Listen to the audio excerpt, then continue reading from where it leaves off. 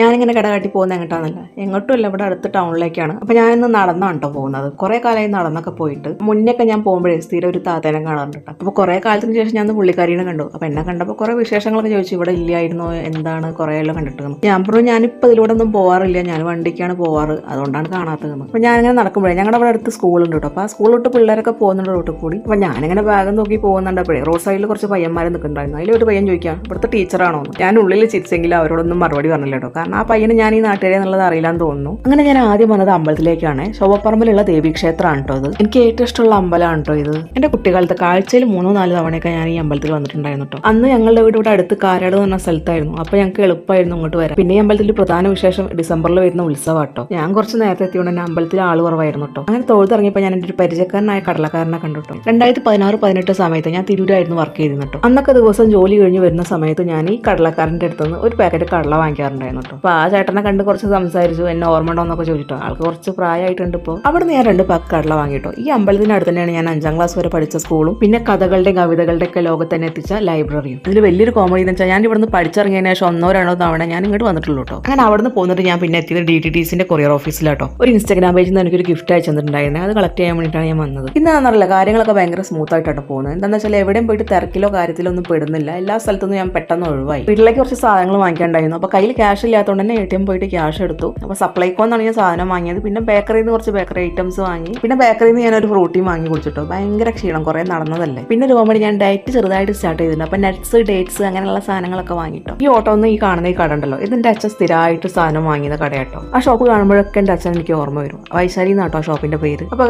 Successfully എൻ്റെ ഊരുതണ്ടൽ കഴിഞ്ഞിട്ടുണ്ട്. അപ്പോൾ ഞാൻ ഓട്ടോയിലാണ് തിരിച്ച് വീട്ടിൽ പോകുന്നത് കേട്ടോ.